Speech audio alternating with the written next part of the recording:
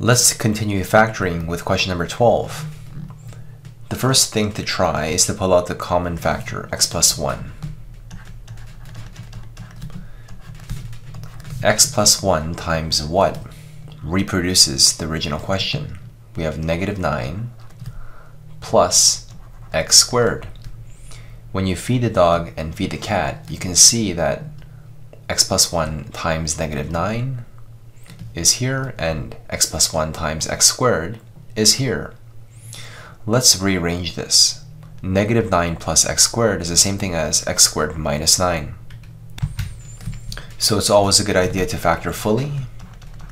When you see x squared minus 9, don't stop there. Use difference of squares to factor it to x plus 3, x minus 3.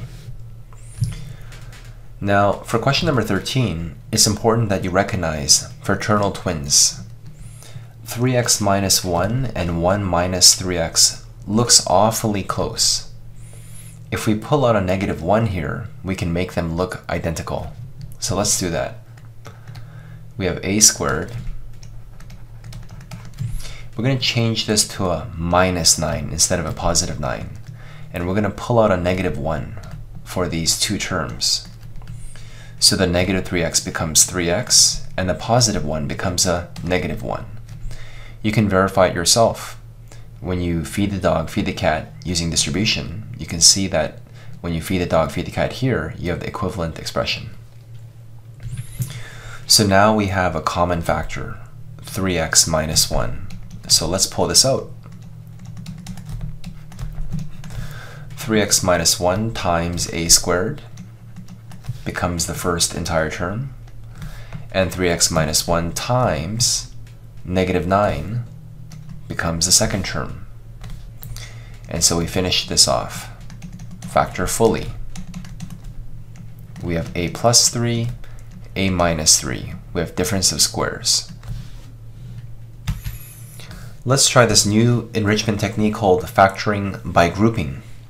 This might help you with Pre-Calculus 12, in which you learn some additional factoring techniques for larger polynomials. Let's just try grouping. And let's pair up these two. And if these two don't work, we can always try rearranging these terms. But right now, let's keep it simple and pull out a 5x squared from the first two terms. So we get x minus 2. You can verify when you expand this out, produces the first two terms. And the common factor for this is simply 3. We get x minus 2. So now we can see that we have a common factor, x minus 2. So we pull that out. X minus 2 times 5x squared. And positive 3. We can't factor any further, so we're done. Again, we try factor by grouping for question number 15. And there might be more than one way of doing this, but I see a b here and a b here. Why don't we try moving the b's together? So 112a, b, minus 14b, minus 16a, and positive 128 a squared. What's the biggest factor we can pull out of 112 and 14? Amazingly, you can pull out a 14. So let's pull out a common factor of 14b, our GCF. So 14 times 8 is 112. And we have an a here, minus 1. If you expand this out, you can verify that it is correct. And now let's try the second part. What's the biggest factor we can pull out of 16 and 128? Let's try 16a. 16a times what becomes this larger term? It's going to be 8a. Expand it out, multiply it out, you'll see it's correct. And 16a times what becomes the first term here? It's going to be minus 1. So we cleverly did this in a certain order so that we can reproduce these two terms and to make these two terms look the same, 8a minus 1. And so now this is our common factor, 8a minus 1, times what? Times 14b plus 16a. But remember to factor fully. We can pull out a common factor out of 14 and 16. So we have 8a minus 1. And because we have an even number, let's pull out a 2. So now we have 7b plus 8a. You can even switch these around if you want to, but there's a 2 in front now. So this would be an acceptable final factored form. You can move the 2 in front, and we like to put the a's before the b's.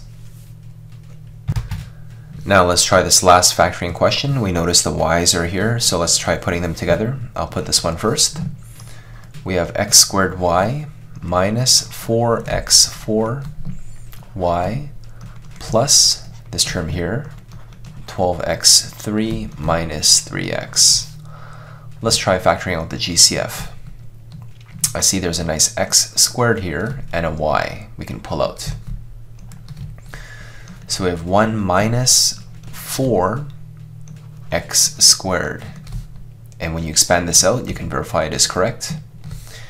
And now let's pull a GCF from these two terms. Let's try pulling out a minus 3x from these two terms as the GCF. Minus 3x times 1 becomes this term here. And let's try this here. Minus 3x times minus 4x squared indeed becomes the first term. So as you can see, we cleverly chose a common factor such that these match.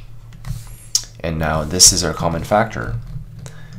We have 1 minus 4x squared bracket.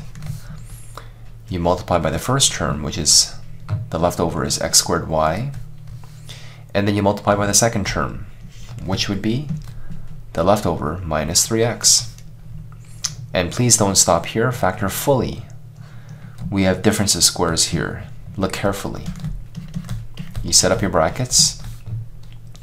We copy down x squared y minus 3x here.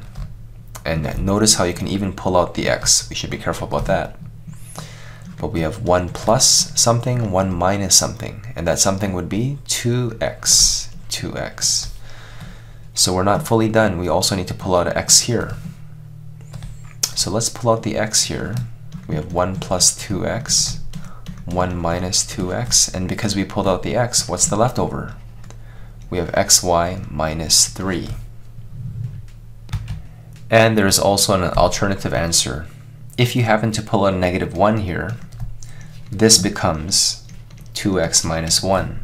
And if you pull out a negative 1 here, we now get the factor 3 minus xy. Negative 1 times negative 1, they cancel. So if you wrote x 1 plus 2x, 2x minus 1, 3 minus xy, you would also have a correct factored form.